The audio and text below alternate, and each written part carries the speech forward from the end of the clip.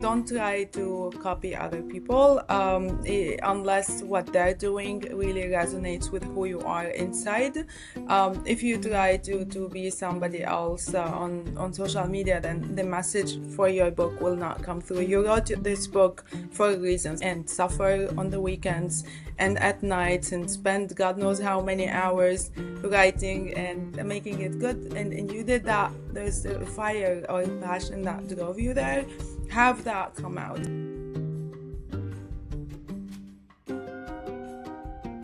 Welcome to the Tech Pubcast, a behind-the-scenes look at what it really takes to write and publish a technical book.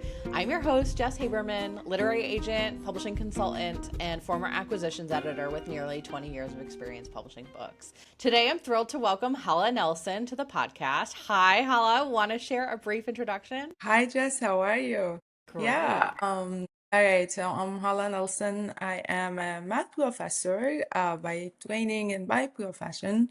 I'm also a writer. I wrote 2 books. One of them started with you, Jess. It was Essential Math for AI by O'Reilly Media. And the other one just got out in August, AI-powered digital twins.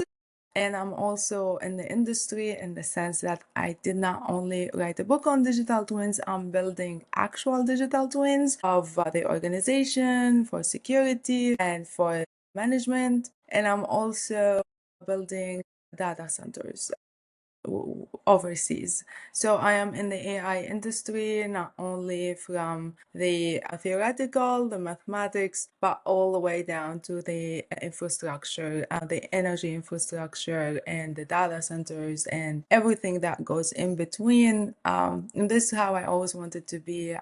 I always felt like unless we see the whole chain connected together, we wouldn't do real progress. We would be not optimizing here, optimize somewhere else. But this is the short intro. That's great. You kind of had a unique path to publishing with O'Reilly because this doesn't happen very often, but if you reach out to a publisher just cold, you might send your proposal but a lot of those proposals aren't really up to snuff, aren't necessarily worth following up on. So they sit in what we call like the slush pile. But Hala's proposal was actually quite strong. John Hassel, who was on the last episode, he sent me your proposal and was like, hey, this looks like it might be interesting. And, I went through it. I was like, actually, this is really strong. I think we could get this to where it needs to be. So it was great working with you on the proposal and getting that book published. And I think it was just kind of really just rewarding on both sides. How was that experience on your end? It was awesome. I really wrote to you. I had learned a lot from O'Reilly Media books before, and I had nothing to do with the publishing world at all at the time. I've published academic papers and journals, and that's a completely different process. And I wanted to get into the data industry at the time. It wasn't AI at all, everybody was like data, data, data. So in my mind, I'm like, I do want to do more applied stuff of the math. I want to move to the real world side of things and solve real problems as opposed to hard math problems. So I bought these O'Reilly Media data books, and then I also bought kind of dummies books, just wanted to start somewhere. And then as I'm reading all of this, I'm like, wait a minute, all of this would serve AI. And I started thinking of AI. And then in my mind, I'm like, but all of this is also, people think it's different ideas, but if you connect them with math, it would all be one idea. So I would make AI and the data much easier to understand and see. People would not be drowning in all of these models. They would see them as variations of one thing. So I wanted to give a course on the subject in my university, and I wanted a book for the course, and I'm like, there is no book that does that, so what should I do? I'm like, you know what, I'm just gonna write the book myself. And so I was watching a movie with my husband. It was like a Spanish horror movie. And I'm like sitting there and I opened it. I'm like, you know what? I did learn a lot from O'Reilly Media books, so I'm gonna write to them. I didn't look at other publishers or anything. So I went to the website and I saw the process. And I remember the proposal had a lot of questions, and I just answer the ones that are relevant to the content of the book. And I just went ahead and sent it to, like, not a person, to the, automation system. And the next day you reached out to me, Jess. And Yeah. since that day until now, my life has changed completely, because first of all, you were wonderful, you were helpful all the way to the end. And then at the moment I published my book, AI blew up with ChatGPT, so that kind of put me on the map, put me on all kinds of committees. I still felt like I don't belong in the industry because I only wrote the math book that explains the foundations and connects everything together, but I wasn't doing it myself. So this is what made me want to do it and write the second book, where it's more hands-on and more practical. And then ultimately, now I'm building data centers, believe it or not, which is incredible. Like, it really started with that email to you, Jess. That's amazing. Yeah, it was so much fun working together, and then now you have this AI powered digital twins book. Do you want to talk a little bit about, for those who, digital twins is sort of a foreign concept. Do you want to explain that a little bit more for the audience about what it means? So digital twins is a virtual replica of any physical object or system or process or entity, human if you want, that you want to see into it virtually. And if you see into it, it provides you visibility. That's the first amazing thing. Only if you stop at visibility, you're in good shape. You know more than before. But also provides you with ways to optimize in it and improve it. And also, it's not only you see into it, you change, you make it better, but also it makes you do what if scenarios, like you simulate things within it before having to touch the physical entity at all. And then ideally, that entity, that virtual entity, is connected to your physical entity. There's a bidirectional flow of data between the digital and the physical. And so this is informing this, and that makes, if this entity is smart now, it's AI powered, then that digital entity has the power to direct your physical entity in the direction you want it to go, which is a very powerful. So if you think about it in our language, the language we're used to, data, AI, etc., it brings together so many disciplines in a very nice way. It brings together data engineering, AI, modeling, simulation, architecture, operations research. It binds together a lot of fields that you think of them as a bit separate or siloed, even graph modeling, all of that. So mathematics. So it's the I view all of these fields ultimately in service of digital twins in the next step in the evolution of our technologies. And I believe because our systems have grown so much and so complex, that the way you service them with multiple tools is not enough anymore. You need to bind everything together. And it is the next step in our technologies. Everything would need a digital twin to manage properly at scale. So then, are you using the kind of digital twin framework in terms of helping to build data centers? Like, how do they work together? Oh, that's a great question. I would say the data centers serve the digital twin. Your virtual entities have to live somewhere, right? They live in the servers and in the racks and stuff. So that's the one direction, right? The data centers are where the digital twin actually lives. That's one direction. The other direction is, how does a digital twin serve a data center? You can say you care about twinning the supply chain for the all the things that go into the data center, the materials and everything. There's a lot that goes in a data center. You can twin that. Say you care about the security systems of a data center, which now they have a huge problem. In the sense, again, it's IT OT convergence. They're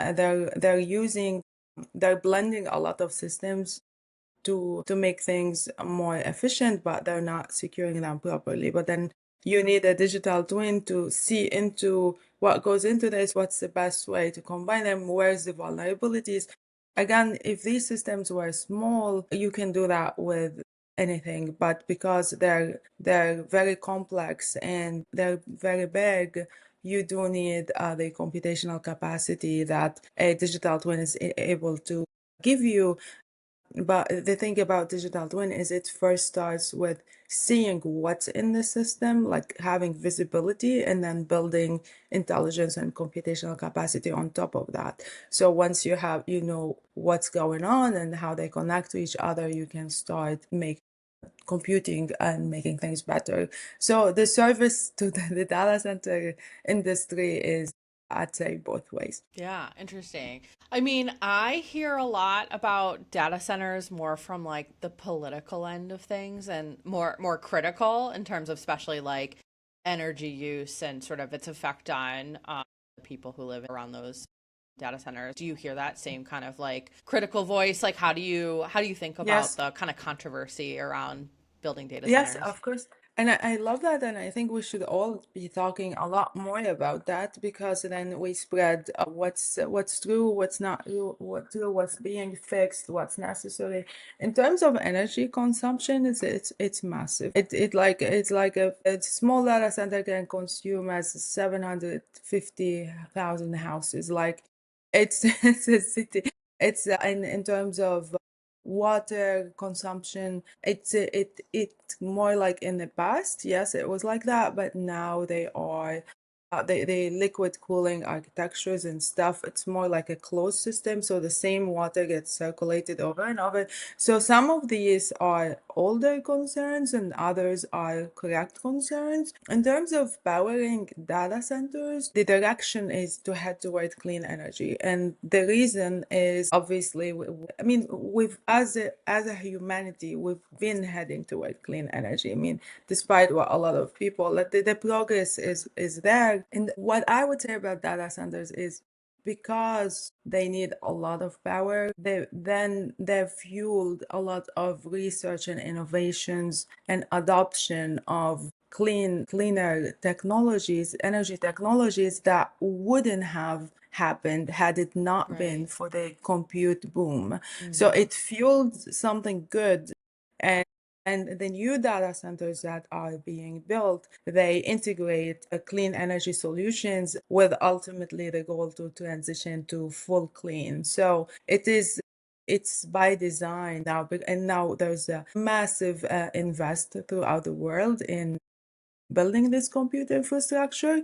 So it's going into, and then it all starts with the power story. How are you going to power it? And down from now until 10 years, 20 years.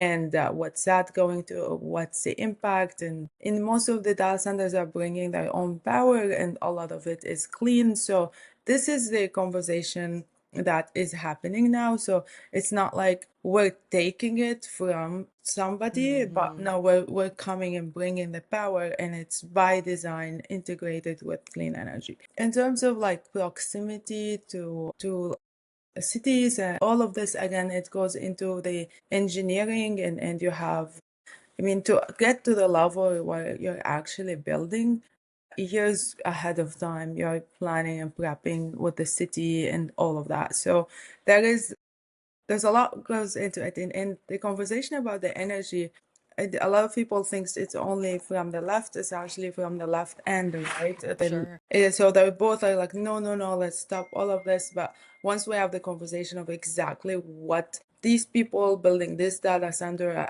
are actually doing, and they're having a conversation with the right municipalities and the impact analysis and everything, then it becomes more clear and transparent. So it should not be done in a non-transparent way, these kind of deals. And you can imagine they do consume so much energy now that they will get efficient. One would hope pretty quickly. I mean, considering like it's not great ROI if you're like spending that much on energy. They're really motivated to try to reduce that energy consumption. So one would hope For that the sure. systems become more efficient over time, but you got to start somewhere, right?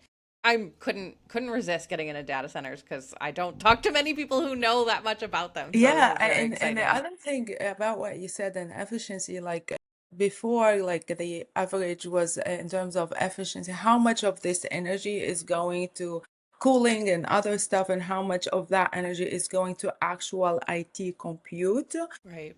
Back then, like nowadays, the average is 1.35. The now the new designs is like 1.1, 1.15, 1.05. So it's almost like it's so efficient that all of the energy you're throwing into the data center is actually going to actual IT loads.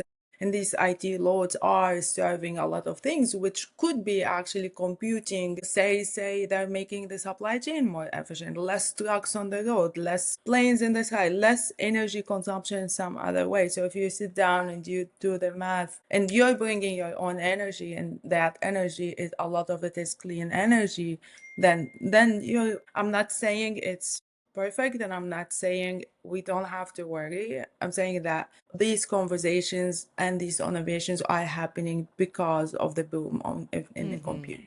Yeah, yeah, absolutely.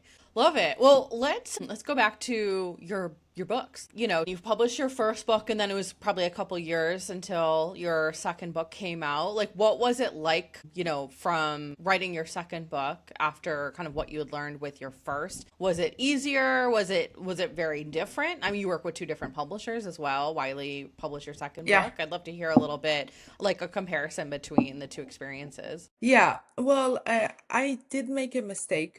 Is the first After my first book came out, I was so in the addictive cycle of writing and submitting a chapter, writing kind of self-torture chapter cycle, that after I finished, it felt like, oh my gosh, like now I don't have to do that. And then I made the mistake of trying to write another book right away. And that did not go well at all because I realized I was burnt out, and I was starting to get a lot of attention and flying everywhere, and trying to balance, my family life with my work, my professorship, and at the same time trying to write a new book. And the new book, as I said, was my immediate expertise. It was me trying to move into actually how to do it, and so basically teaching it to myself first and then to the world, which is insane.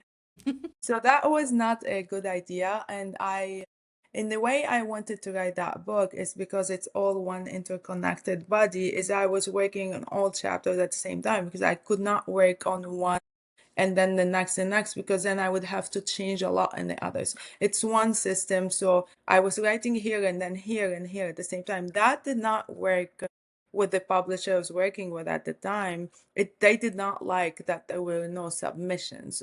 And this particular book needed to be written in that way, and they just would not have it. So ultimately, and then I got very sick. I had a health issue. So I broke that contract, and then I started working on the second book on my own without any publisher. And I was writing it the way I wanted. It was like that interconnect system. I had no deadlines. It was awesome not to have deadlines, and I was going to publish it, not publish it, I don't know, but I knew that this material was never put together before, and it had to be put together, and a lot of it just did not exist. So I did that for about a year and a half, and of course AI came, but even though I write about AI and stuff, I was not at the time using it. But then what happened is Wiley contacted me on LinkedIn, and they said, "Hey, your first book is really good. Do you have a book in the pipeline?" And I like in my mind, I'm like, do I want to sign a contract again with somebody or not? I don't know. And I took the call, okay, Yeah. and then it was also a very nice person, just like you. Yeah, I was incredibly lucky with working with you and with Lindsay. So she was like, yeah, I mean, and she said, we don't care how you submitted. Like, they did not have this chapter by chapter. She said it will be on your time, and so I gave her the idea of the book I was working on. She's like, of course. And then so we did the proposal. it went through. And then the nice thing about having AI is I had like everything in my book already structured and everything. So with the book I got with you, it took me a year and a half to write it. With this one, because there's AI accelerating absolutely everything, it took me 8 months. And Mhm. the new book is harder in content because it brings AI engineering, data engineering, graph modeling, digital twinning. It brings so much security standards. It brings everything together. And Yeah. so it was harder but faster. But Hmm. also, I really loved the fact that it was done on my own timeline. So that was really good. Both of them were good experiences. The one in the middle was a bad experience. I think a lot of folks who work directly with a publisher, especially if they're approached by a publisher, they just assume like, okay, I just have to like follow the publisher's rules and or or they don't ask, they don't know what the process is and they don't like really get into the weeds. Exactly. So it's really important to understand like, okay, what are the expectations in terms of not just submitting chapters but reviewing chapter edits and getting them back, like because frequently, you'll submit a chapter and maybe a lot of it's great, but there might be a chapter that like needs a lot of work or something. Of Maybe multiple course. chapters do. Or maybe like your first submission is like not at all what the publisher was expecting, and so it needs a lot more. So like understanding like the process, like do they want you to like stop what you're doing and focus on chapter revisions? Do they want you to, like, in knowing like what they prefer up front is trust me like so helpful. And then if that's not the way that you want to work, like negotiate that, just say like, hey, this is how I want this to work, like can you support that? And a lot of publishers will adjust, if they want the book well enough that they'll figure it out. So a publisher can totally work with you even if they have like a preference, because Wiley is different. Like they tend to want chapter reviews done right away.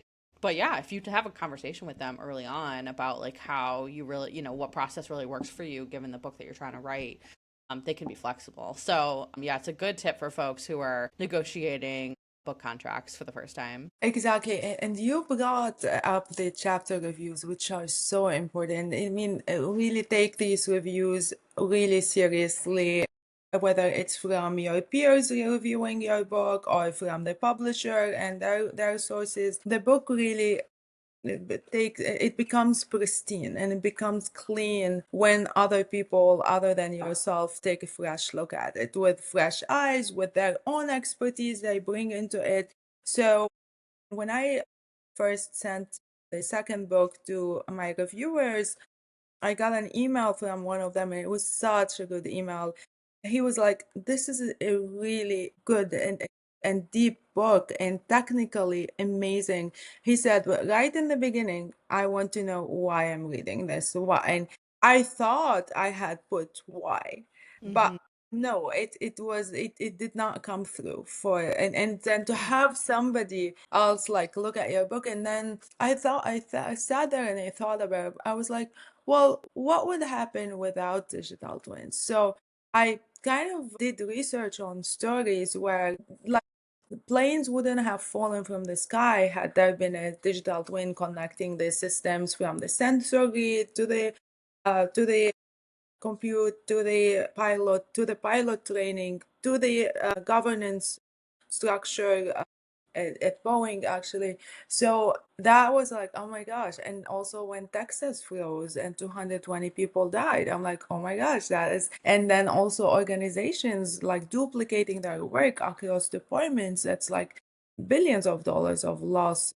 So then I sat down and I did it and I wrote these stories and then I sent it back and he's like, "Oh my gosh, I could not put it down. Now we can do digital twins." So the reviews are so important. Sometimes they catch things that are technically wrong because you did not know and you just did your best and you thought you were right. I mean, and then and people from their own fields, they know what's important in the security industry, for example. What is an unsolved problem? You don't know because you're just a writer at that point. You're not industry expert. They are. So you want all of their input. And sometimes they say things like, no, sorry, that's not how I think about this. Like some people told me, oh, remove the whole quantum computer chapter. I said, nope, it's gonna stay. So you are ultimately the author, and you have your own vision for the book. And sometimes it becomes like the editor vision. You're like, no, no, no, it's my vision, not your vision. You're right. So it's this kind of experience. That's a great point. Yeah, ultimately you're in charge. It's your book. So you've got to decide what feedback is really helpful for you. And one of the things I think when we were evaluating your first proposal, that like one of the things that stood out to me was like your presence on social media, like on LinkedIn, and that like, you're not afraid of promoting yourself. You're not afraid to be personal. You're not afraid to be your own spokesperson. And that is so incredibly important as an author, because like that was such a good sign to me to know that like you're not going to be afraid to like get out, like, get photos of your book, like be out talking, like telling people about it all the time. The difference that makes in terms of book sales can be like huge. So you were really great about promoting your book. You continue to be really great about promoting your book. What's your advice to folks who maybe are a little shy about, being like on camera or promoting themselves so much, or, kind of like showing off? How does it come more easily for you than maybe for some other folks? So I am shy, believe it or not. If you look at my social media presence, you will like, she's not shy at all. Right. But I'm actually very shy, and I know it promotes the book a lot, because every time I put a post, every single time, my book rankings go up, and my book sold all over the world. It got translated 5 languages. It did work, and every time. So I don't post on social media other than this stuff. It's because I am private. I'm very private and shy in my life, but I do put it out there. The other thing for me is that, I am a mathematician, and there's this stereotype about mathematicians that they're all nerdy and stuff. And a lot of people are usually trying to prove on social media that they're like smart or something. But for me, I never really needed to prove that. I'm like, I'm already a math professor, so the smart is already there. So it's Right. okay to just be like fashionable and having fun and just putting Yeah. the book with it. Like, it's a good contrast, and that contrast worked a lot on social media. It still works until now. My advice is, don't try to copy other people unless what they're doing really resonates with who you are inside. If you try to be somebody else on social media, then the message for your book will not come through. You wrote this book for a reason. Something inside you made you sit and suffer on the weekends and at night and spend God knows how many hours writing and making it good. And you did that. There's a fire or a passion that drove you there. Have that come out. It doesn't matter who you are. It doesn't matter if you're doing it in a very different way than everybody else. Like, some people had told me, people will not take you seriously if they see your pictures on social media. I said, okay, they will not. And that's it. Okay, these Yeah. people don't, and the others will. Be honest with who you are and put the message out there that drove you to write this book. It will come through. And the other thing is if you see it's something other people are doing that you really like, resonate with, then yeah, I mean, we all learn from each other. Talk to people, see advice, see, for example, your own posts, what posted really well, what did you do different. Also with AI now, there's a lot you can actually do this iterative process with AI and see what helps. Like, sometimes you post something, it doesn't go anywhere. If you still really, really like it, just keep it out there. If you don't, you really want to reach, try a new iteration in the next hour. And that does go everywhere. And LinkedIn really, and the social media presence also changed my life. Like, there's people who reach out to me, who I work with them until now. I have companies with them. So get out there and do it, even if you're shy, even if you're private, even if people tell you you will not be taken seriously. It works. I think that's a great lesson to land on and to wrap up here. Make sure you go get Hala's books, Essential Math for AI and AI Powered Digital Twins, that are available wherever books are sold. Hala, where can folks find out more about you? Obviously, LinkedIn, just Google Hala Nelson. I'll be responding. Well, Hala, thanks so much for joining us today. This was a really great conversation. I would thank you, Jess. It's so great to see you again. Thanks, Hala. Talk to you soon.